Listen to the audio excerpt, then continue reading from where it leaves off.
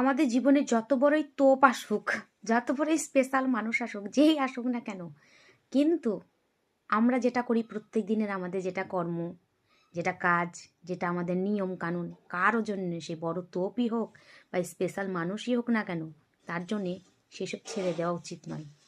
তার কারণ হলো সেই মানুষটা দেখবেন তার নিজের সব কিছু বজায় রাখবে। তারপরে বা আজকে তার টাইম হলো, তার ইচ্ছে করছে আমি সারাদিন আপনার সাথে বকি, সারাদিন সে বকতে আসছে। কালকে তার ইচ্ছা হলো সারা রাত আপনার সাথে বকি, সারা রাত আপনার সাথে বকতে আসছে।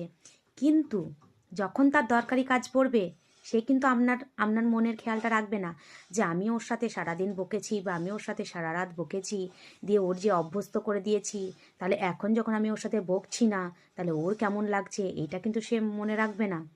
তো পৃথিবীতে যেই আপনার জীবনে চলে আসুক না কেন, বিশাল কিছু সে হাইফাই, আপনার থেকে বিশাল ডবল তার পার্সোনালিটি, আপনার থেকে ডবল টাকা পয়সা, আপনার থেকে ডবল সুন্দর, আপনার থেকে মানে আপনার ধরা ছোঁয়ার বাইরে সে মানুষটা হয়ে যাক না কেন, তার সত্ত্বেও সেই মানুষটার জন্য নিজের টাইম নষ্ট করবেন না। হ্যাঁ, আপনি আপনার সব কাজ করেন, তারপরে তাকে টাইম দেন।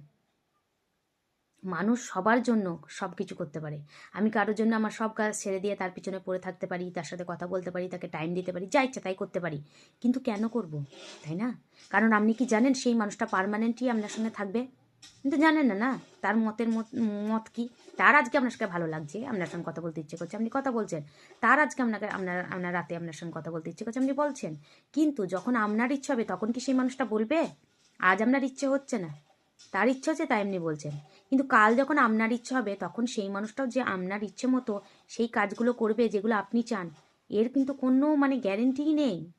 তো পৃথিবীতে যেই চলে আসুক না কেন, যত মূল্যবানই মানুষ চলে আসুক, তার জন্য আমার নিজের জরুরি যে কাজগুলো, দরকারি কাজগুলো ছাড়া উচিত নয়। যেটা আমার কাজ, সবার আগে আমার নিজের কাজ। আগে নিজেকে ভালোবাসতে হবে, নিজের সম্পূর্ণ দরকারি জিনিস সব কিছু মেনটেন করো, তারপরে অন্য কাউকে টাইম দাও।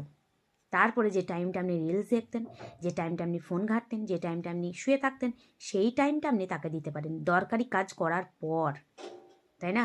কেউ নামাজ পড়ে, তার নামাজের টাইম পার হয়ে যাচ্ছে, তার সাথে গল্প মেরেই যাচ্ছে, গল্প মেরেই যাচ্ছে। নামাজ আগে পড়ো, তারপরে তার সাথে গল্প করো, তাই না? কেউ ধরেন পড়াশোনা করে, পড়াশোনা বাদ দিয়ে আজকে গল্প একটু করি, একটু পরে পড়ছি, পড়াশোনা বাদ দিয়ে তার সাথে গল্প করলো, দিয়ে পড়াশোনাটা মাটি করলো। কিন্তু দুদিন পর সেই মানুষটাই তোমাকে টাইম দেবে না যখন তোমার ইচ্ছা হবে। তো আগে পড়াশোনা করো, তারপরে কাউকে টাইম দাও। কেউ কাজটা করে বা কেউ কোথাও বাইরে গিয়ে কোনো একটা কাজ আছে, আজকে একটু লেট করবো 10 মিনিট, বা যে আজকে বকা খেয়ে নেবো। কিন্তু দুদিন পর যখন তোমার ইচ্ছে হবে তখন কি সে তো তার নিজের কাজ ছাড়বে? ছাড়বে না। তো আগে নিজের কাজটা